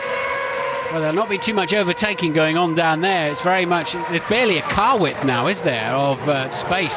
And Raikkonen, see, the trouble is you pick up that rubber, and the next few corners you're going to be struggling. So that's Raikkonen ahead of Alonso, who stopped twice. So they're a stop apart now, and just 1.8 seconds in it. Raikkonen under a lot of pressure. Alonso must be feeling extremely comfortable at this stage. Here we go again. Heavy brake. They brake from about 80 metres, 180 miles an hour, 80 metres before the corner. And he's just gone a little bit wide onto what, as you say, feels like gravel. So that's worked out very nicely for Fernando Alonso, who was certainly feeling the pressure earlier on in this race from Kimi Raikkonen, but a combination of a slow pit stop for Raikkonen, some question about the state of the right rear tyre of that McLaren, and one or two excursions has meant that Raikkonen has lost enough time that he's that far in front of Alonso, but he's got one more stop to make than the Renault drivers. So looking pretty good for Fernando Alonso. Now, I mentioned that brakes were a big issue here in Montreal. Ted Kravitz can tell us about it. Yeah, and that's undoubtedly what's happening. Also, as well as the marbles and the no grip offline, Martin and James, what's happening is that the brakes are now starting to near the end of their natural lives. When Fernando Alonso came in for his stop, the front wheels were absolutely black, caked in carbon brake dust. So they put a nice new set on, but all of these guys are going to have to nurse their brakes through the final stint. There's Fisichella having problems as well. It's becoming a bit of an endurance trial, this one. Well, Martin was making the point earlier on that last year with single lap qualifying, the cars would only do a handful of laps on a Saturday afternoon before going into Parc Fermé. An out lap, a fast lap and an in lap. This year they had to do, for example, 23 laps, Alonso did yesterday afternoon, on top of a race distance of 70. So these brake discs are having to do 103 laps of this Montreal circuit. That's a big ask. Fisichella pits. He was beginning to catch Michael Schumacher. He's just 11 seconds behind him, so Schumacher third, Fisichella fourth. He's in for his, and they're showing 3 stops. Of course, he had a drive-through for jumping the start early on in the Grand Prix, and now he's in for his second formal pre-arranged pit stop. He can only speculate on where he might have finished this afternoon without the drive-through. He qualified on the front row of the grid alongside his teammate Alonso for only the second time this season. As Flavio Briatore has said on many occasions, it's great when he does this, but we need him to do it on every single Grand Prix weekend. And since his drive-through, Fisichella unfortunately has dropped off a little bit. Here is Kimi Raikkonen, who was your race leader briefly after the second stop of Alonso. He comes in now to the McLaren box. Let's hope they get that right rear tyre off properly. He's got 27 seconds over Michael Schumacher. Oh, the engine stopped! Martin, the engine stopped! Oh no! McLaren again a problem. What is it, Ted? It must be the clutch, because they finished fueling. The guy's just giving him a shove to make sure he gets out, but that's either clutch or electronic, because he was just about to give the engine some revs, as they do, as they know when the fueling is finished, they put the throttle down and give it some revs, but it just went deathly quiet. The engine stopped and he stalled, so electronics or clutch there, but he's away now. Well, he's in a Schumacher sandwich at the moment. Ralph gets out of the way. Why is he dragging that Toyota around when he's got so many problems? But Michael Schumacher critically is behind Kimi Raikkonen, and we're pretty sure Michael's got a pit again, so it may not have cost him anything actually. But let's wait and see who might damage that situation. Well, let's keep an eye on Felipe Massa. He is one stopping, we know that. It'll be interesting to see where he is in all of this. Yeah, it certainly will. That was very sharp work by the McLaren mechanics to get that engine started again for Kimi Raikkonen. I wonder why it stopped. Did he stall it, or did something else happen? But they just have these niggly little problems, don't they, that seem to hold them back from time to time, the McLaren team. They're such a wonderful organisation. They build great racing cars. They've got such strength and depth in every department, yet at the racetrack, we saw it last year quite a few times, that as a team they do just make a few little mistakes, and it ultimately costs them, particularly when they're up against a foe like Alonso in the Renault. Seemingly makes everything happen for him and hardly ever makes a mistake. Now, will these two be teammates next year? We think Raikkonen's going to Ferrari. Will Michael Schumacher stay at Ferrari? Well, that would be something to watch, wouldn't it? Let's hope that happens.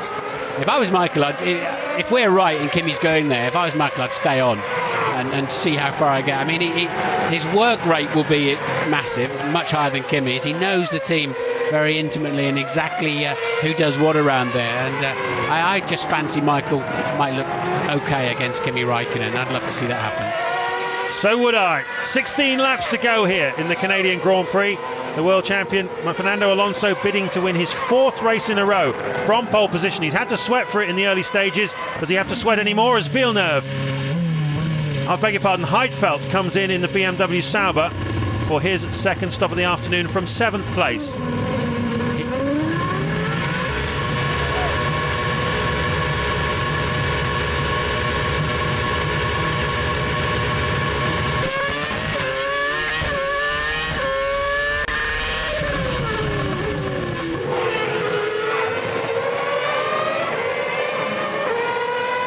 Well, coming in for that stop and having the problems that he had once again has dropped Kimi Raikkonen now down to 25 seconds behind Fernando Alonso.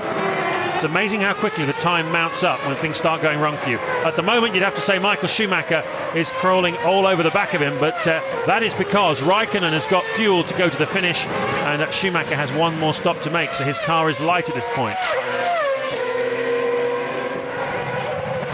Certainly be enjoying the sport. See if he can get himself past Raikkonen before he has to make his second stop. A little bit of traffic up in front in the form of Sato in the Super Aguri. Here's Villeneuve from 7th place. Nice onboard shot as the mechanics go to work. The essence of racing, the BMW Sauber slogan. And well, he's on it, isn't he, Jacques Villeneuve here this afternoon. Tyres look pretty good as well as they come off.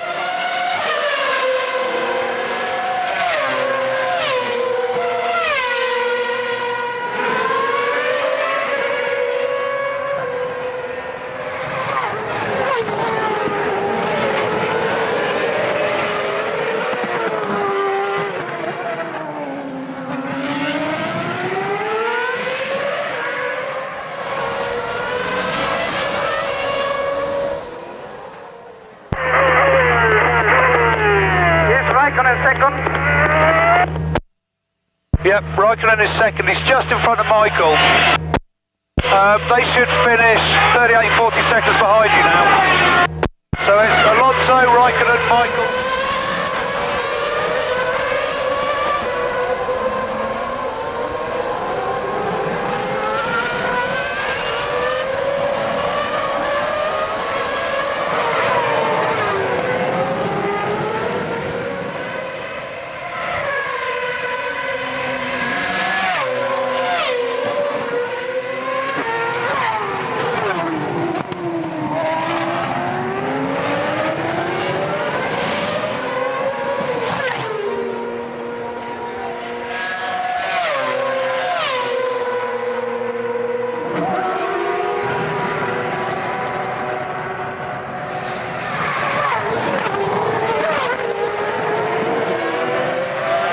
closing stages of the Canadian Grand Prix. 7 times winner of this race, Michael Schumacher, pits from 3rd place. He's been having a battle with Kimi Raikkonen, who's currently 2nd. Fernando Alonso had some real pressure from Raikkonen earlier in the race, but he's now comfortably ahead after some problems for Raikkonen in both of his pit stops, and a little off-track excursion as well. Lost him about 25 seconds in total.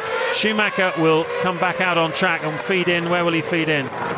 Just alongside some Toro Rossos. It's lap traffic. So Felipe Massa, his teammate, is certainly a factor in this race, as is Giancarlo Fisichella, currently running in 4th place. There you can see the top 8 at the moment. Both of the BMWs are there. And interestingly, Nick Heidfeld has jumped his teammate Jacques Villeneuve in that final round of pit stops. So Villeneuve will be pretty peeved about that. A reminder for you that you can see Portugal versus Holland straight after this in the World Cup. And the winner of that game, of course, will play England in the quarterfinals of that competition. We're riding on board with the BMW of Nick Heidfeld, and well, Alonso at the front on the Michelin tyres, and if he can stay there, or indeed even if Raikkonen wins this race, then that will be Michelin's 100th Formula One victory, and that will be quite an emotional moment for them, particularly as they are withdrawing from Formula One at the end of this season.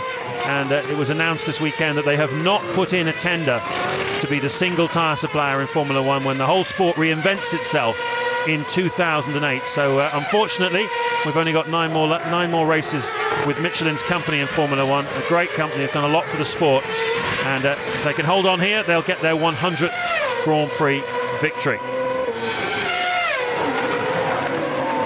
No real changes at the front then. Alonso from Raikkonen. Michael Schumacher now 18 seconds adrift to Raikkonen in 3rd place. Beware the brake overheating, keep pushing.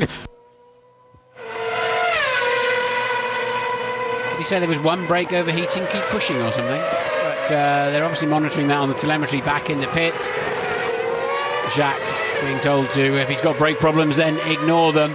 He's on for a World Championship point. He's clearly lost out somewhere against his teammate in the pit stops, and but truly remains 6th. Massa's one stop is actually not going to get him any further, it looks, than P5 at the moment, although he is catching Fisichella in 4th. We thought Coulthard was one stopping, and he was looking extremely strong to be in for a World Championship point, but he's done a late splash and dash. He's up to P11, just behind his teammate though, having started at the back of the grid. And the pair of the Red Bulls are chasing Jenson Button now very hard. Oh my goodness me! A big accident for Jacques Villeneuve. Yeah. Well, we saw him hit the wall of champions in the build-up to the programme. He's hit the wall pretty hard there. It's not the same one, but he just went straight off the road. Everybody's been struggling with grip here this afternoon, and a safety car surely will have to be deployed here. Well, that was the marbles, and I think he just got on the marbles from trying to pass Ralf Schumacher, who's coasting around in the Toyota, and I believe that Jacques just got on the marbles, and there's no way that can really be a technical problem on the exit of a corner like that. Well, as I mentioned earlier on, there are walls around this racetrack that are ready to bite anybody who makes a mistake or goes offline. It's not like the modern circuits, and those, you can see the marbles as we're talking about them, little bits of rubber and dust that mix together. They're incredibly slippery, and they've caught just about every driver out here this afternoon in one way or another. Unfortunately for Villeneuve, he caught them at a place where there's a wall to hit, and hit it very hard he did. Yeah, it was Ralph parked on the apex going slowly. Here we go, there's Ralph kind of trying to get out of the way, and Jacques looks just picked up the marbles and realises it, gets on the brakes, but nothing he can do. Straight to the scene of the accident, and he would have zero control. You're floating on the top of those little ball bearings effectively. But Alonso now will suddenly come immediately under pressure from Raikkonen and Michael Schumacher. They'll all be backed up. The top 5 truly in 6th. There's a lap down, so the top 5 will now all be line astern. And don't be fooled, it was not a low-speed accident. Now you can see just the damage to the car, how much there was. 90 miles an hour Villeneuve was travelling at when he hit the wall there. So a big shock for Jacques Villeneuve. An even bigger shock, I think, for Fernando Alonso, who was comfortably looking at winning this race by something like half a minute, and now instead he's going to have 10 laps, or probably slightly less by the time the safety car pulls in, of Raikkonen and Schumacher breathing down his neck. Has he got the pace? Well, certainly, judging by the way he's driven so far this weekend, you'd have to say he would. But don't forget, this track is very, very treacherous at the moment. Marbles everywhere to ready to catch out the unwary, as we've just seen. And would you want to be having to drive absolutely flat out to resist Raikkonen and Michael Schumacher with traps everywhere around you? The only saving grace for Alonso is I think he's got the lap 6th place man, Jarno Trulli, behind him. There's, not for the first time this afternoon, I'm asking why Ralf Schumacher is still out on the racetrack, and I suspect Jacques Villeneuve will be asking the same question.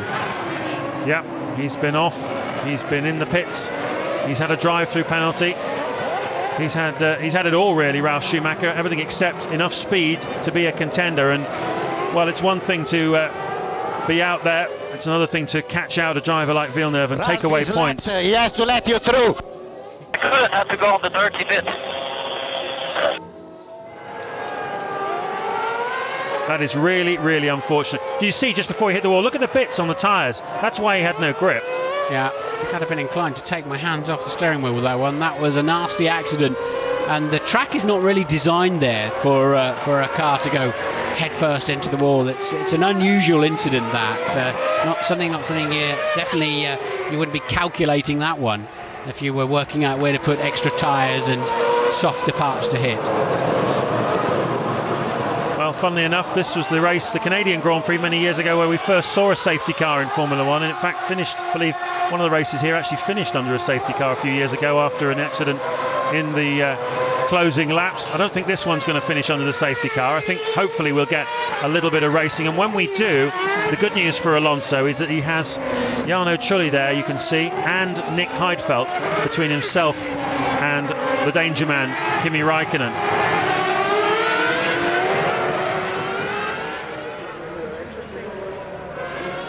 Yeah, it was 1999 when the race finished under a safety car following an accident to Heinz Harald Frentzen.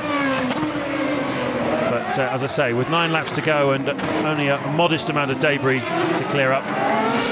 So hopefully we'll get a good conclusion to this race in a few moments.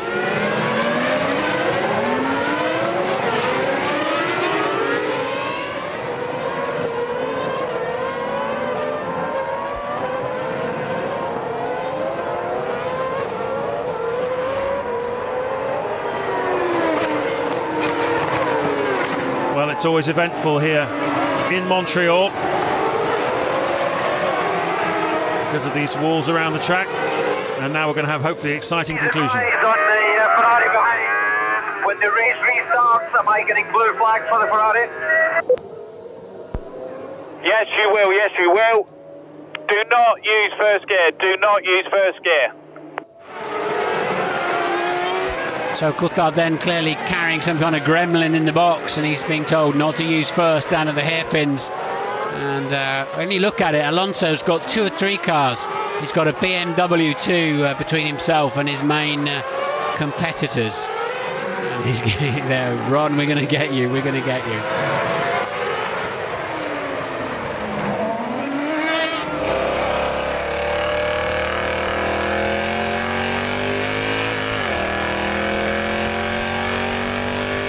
Alonso does his trademark tyre warm-up with the rear wheel sliding all over the place. It gets the team's hearts in their mouths when he does that.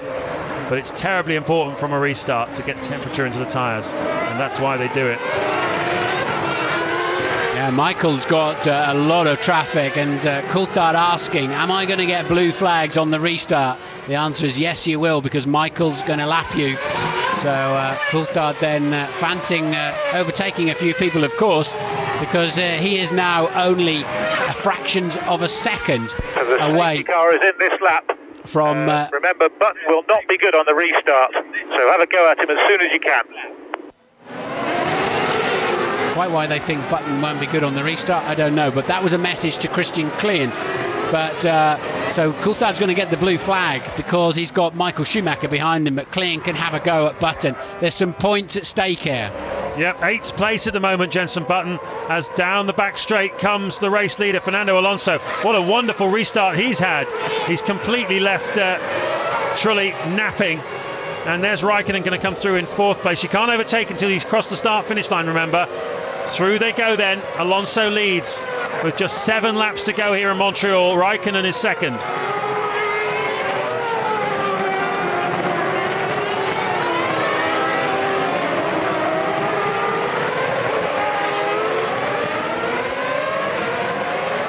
We're back racing in Montreal, 7 laps to go to the conclusion of this Grand Prix. Finally, it seems Ralf Schumacher is going to retire from this race. I think Jacques Villeneuve will wish he'd retired a long time ago. He's been touring around slowly, and in trying to lap him, Villeneuve got on the marbles and hit the wall at turn 7, and that brought out the final safety car, which has just gone back in again. Alonso is leading this race from Kimi Raikkonen in 2nd place. 3rd is Michael Schumacher. 4th is Fisichella. 5th is Massa. 6th Trulli, 7th Heidfeld, and 8th, and on for a World Championship point after a very unpromising start to the afternoon, is Jenson Button, although Christian Klien has been told by his team to attack Button because they believe he's vulnerable at the moment. I just wonder if Ralph's preparing to drive the other way around the circuit now for the last few laps, but it's been a strange afternoon for him. Clearly the car has been a handful, to be fair to Ralph, but really don't understand why they've been persevering with that. But Alonso leads Raikkonen by 3.8 seconds. Michael Schumacher trying to find his way through the back markers. Blue flags will be waving. He's passed Button then. Button's P8. And who's he got in front of him? That'll be Heidfeld in front of him. So that's the traffic has really stopped the chain of them getting hooked up behind the safety car. Well, Ralph is definitely out of the car now, and Ted Kravitz is in the pits. Yeah, and McLaren are absolutely apoplectic at Jarno Trulli. Trulli was just completely asleep on the restart. Alonso managed to hold them up as they were exiting the casino chicane, and then Alonso just legged it. Trulli was doing absolutely nothing, and because Raikkonen couldn't pass him because they were still under a safety car procedure, that's completely ruined any chance Raikkonen had of overtaking Alonso anytime soon. And how much did that cost Kimi Raikkonen? 5.5 seconds. And as Ted says, any chance of getting on terms with Alonso. So on this is bogey circuit, he's now just 6 laps away from getting the win. He's never stood on the podium of the Canadian or American Grand Prix, Fernando Alonso. And he came here this weekend saying, this is a wrong I have got to put right. And well, he's had a lot of pressure to soak up here this afternoon in the early stages from Kimi Raikkonen. He led from pole position early on. Fisichella was given a penalty, a drive-through penalty for jumping the start. We then had a safety car very early on after a collision involving Nico Rosberg and Juan Pablo Montoya as they battled over 5th place, and they made contact in one of the very narrow parts of the circuit. Rosberg hit the wall. Montoya retired not long after that. After the safety car, Michael Schumacher was held up behind Jarno Trulli for a long time. The Toyota didn't have the pace that the Ferrari did, and that really put paid to any chance Schumacher had this afternoon of having a go at Fernando Alonso. But Raikkonen, well, he stayed with the Spaniard right the way until the first round of pit stops. But at both of his stops here this afternoon, Raikkonen had problems. First time round, he had a sticking rear wheel. Second time round, he stalled the engine, and the combination of which meant that he lost a lot of time to Fernando Alonso. And then finally, as I say, Villeneuve hit the wall whilst both BMWs in points paying position. That's Coulthard and Klien having a little battle, and that's nerfed Klien out of 9th place. So a go-karting move there from David Coulthard. Yeah, I don't know if there was actually contact, didn't see it, but it looked like Klien, they looked like they both got in a bit hot. Actually, I thought it was Coulthard that was going to disappear on the outside of the racetrack, but it was Klien in the end. And then Scott Speed follows him through too, so an expensive corner for young Christian Klien. Alonso leads by 4.3 seconds. Michael Schumacher third, a further 3 seconds away. That puts Coulthard up into 9th from the back of the grid. He just he needs one more person now to drop out, and he's going to score a rather surprise point for him this afternoon. Fisichella's 4th, Massa 5th, Trulli 6th, Heidfeld 7th for BMW. Button clinging on to the final World Championship point. Well, that would be something, wouldn't it, for Jenson Button. His teammate Rubens Barrichello has retired from this race. The first time this season that Barrichello's not made it to the finish line. And look how much pressure Button is coming under now from David Coulthard. He's caught him very quickly. He has, hasn't he? DC's going to be having a sniff down into that final chicane or something. I don't know if he's got enough straight line speed. But you're going to have to be a long way up the inside to be able to pass the driver in the hairpin here, because there's just one tiny line that's not covered in discarded tyre rubber. And Jensen then pulls further away. That's a good slipstream position though for Coulthard in the Red Bull, but I don't think he's got enough time to get the job done. Well, he's got 3 laps to give it a try. They are lapping in the mid-119s, 2.5 seconds a lap slower than race leader Fernando Alonso. Michael Schumacher has a late burst of pace. He's lapping in the low 116s, but I think it's too little, too late really for him and Ferrari. This is they're going to have a rueful exit from this race, because they really came here. Alonso himself was saying that he thought Ferrari were favourites, and this was a race Schumacher needed to beat Alonso in if he was going to mount any kind of challenge in the second half of the season. Okay, mate, let's get Jensen. Let's have him. That's just simple as that. Yeah. DC's tell me something I don't know, but that's it's the new way. It's the new way on the radios of Formula One. We didn't used to have good enough transmission to have that sort of conversation, so you always kept communication down to an absolute minimum, so you didn't misunderstand something that was going on. But at the moment, he's not looking close enough to take it away from Jensen Button, that final World Championship point. Michael Schumacher is putting in a last gasp effort to try to get back on Kimi Raikkonen's terms. He's just 2.7 seconds adrift, and Coulthard's got a better run out of the hairpin. He's got the inside line too. Jensen can't sweep across now, and there's no point. He might as well just dive, throw it in there, DC. You've got nothing to lose, and that's exactly what he does.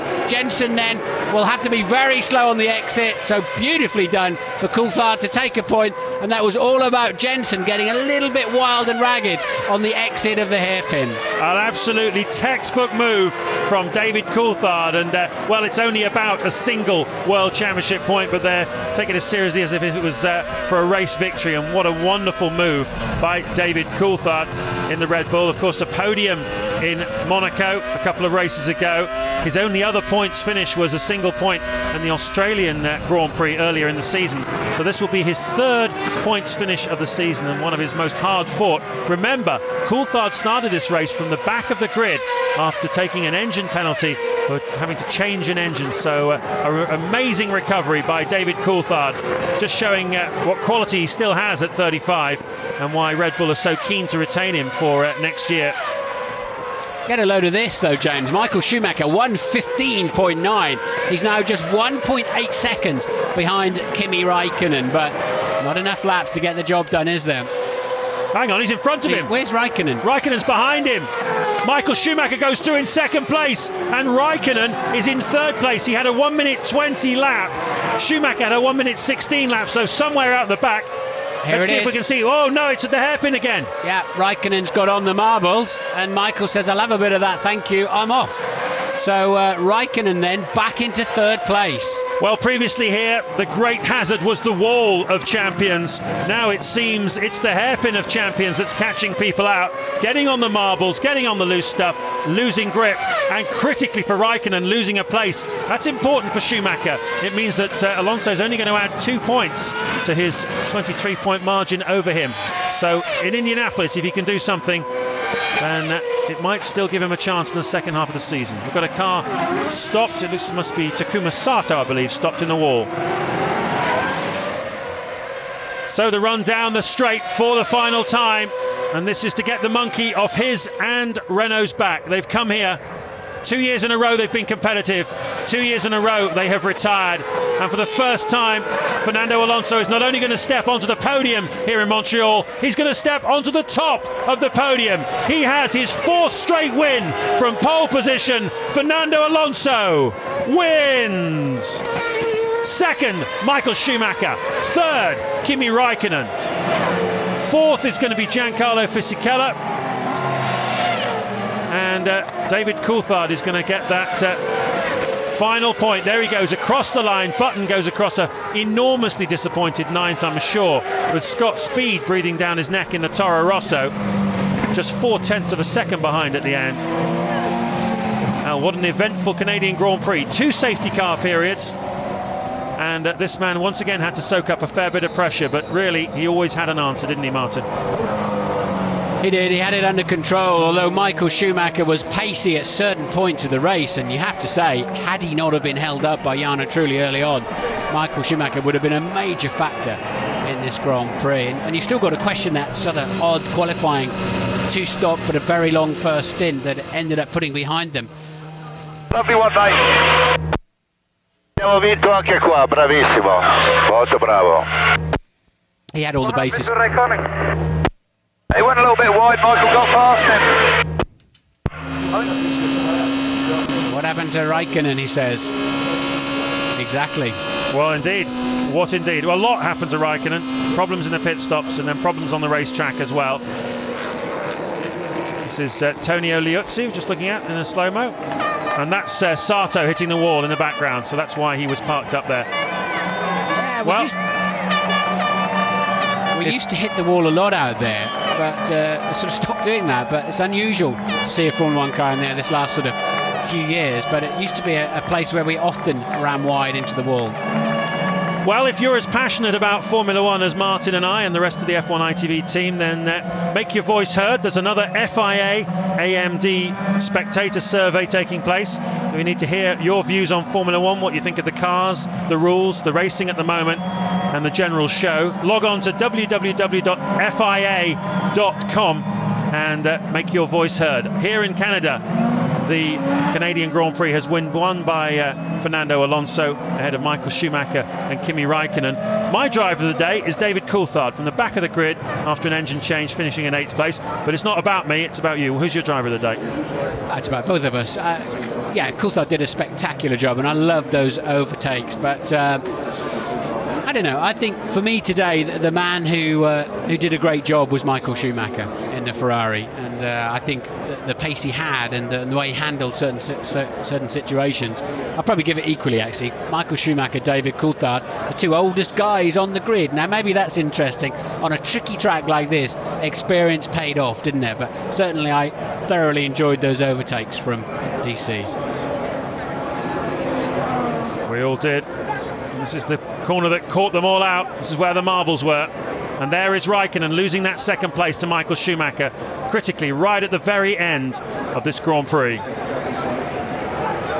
Well, it's been a thrilling afternoon and another dominant win for Fernando Alonso here in Montreal.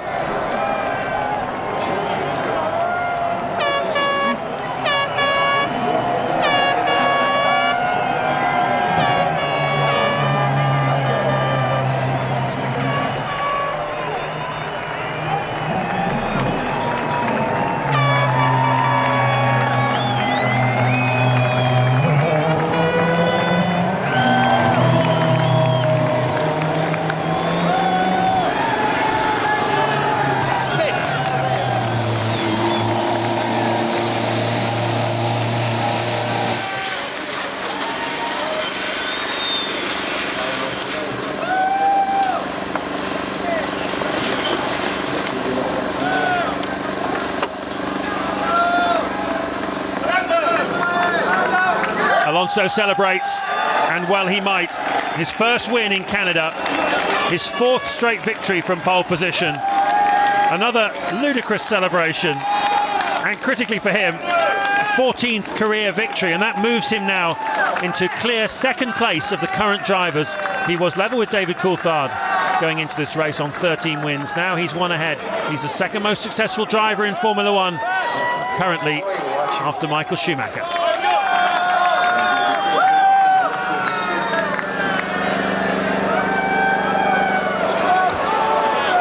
It's also Michelin's 100th Grand Prix victory, and the Michelin man himself is there to celebrate. Well, there's lots of bits of Michelin tyres and Bridgestone tyres scattered around the outside of the racetrack, and that provided a heck of a hazard for everybody this afternoon, wasn't it?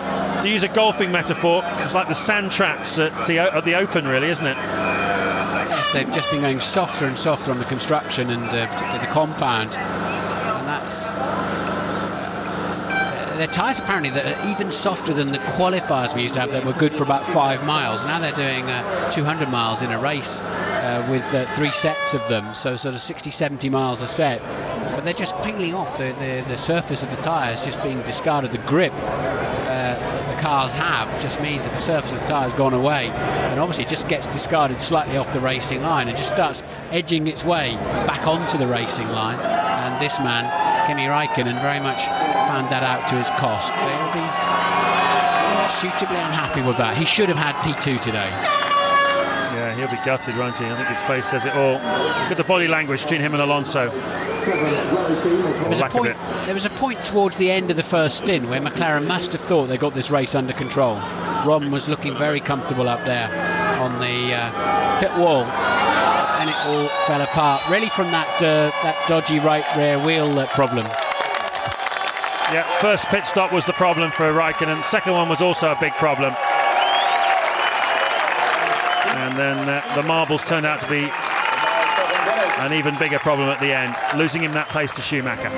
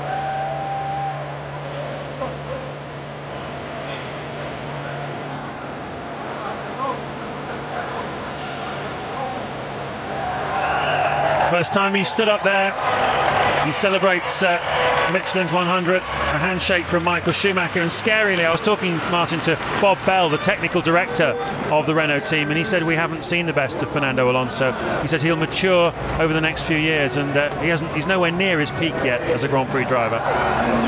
The point that impressed me most about him today was at the end of the first stint, when it did appear Raikkonen had got the better package underneath him. Fernando still just calmly came in the pit lane and got the job done, knowing that there was a long afternoon ahead. He certainly has got the head to go with the speed. Steve Nielsen there, the team manager of Renault, one of the key men behind the scenes. Flavio Briatore sharing out the honour of going up onto the podium this year. Flavio yet to decide his own future. He says he's got a meeting with the boss of Renault middle of the way through July, and that will decide whether he stays in Formula One as the head of Renault. And there's Michael Schumacher, yet another trophy to put in his cabinet.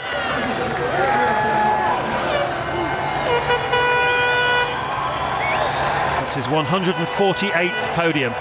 Incredible, isn't it? And a rueful Raikkonen does not look very happy after his afternoon's work. There we go then. Exit stage left so they don't get all wet, the dignitaries, and sticky. And the champagne down there. Some Michelin people down there to grab a slice of the glory too this afternoon. And the big clean-up begins of getting all of that rubber off the Parkland race circuit. It does indeed. Today was a day about not losing your marbles. This was a great Grand Prix, an eventful one, a treacherous race, won by a great champion.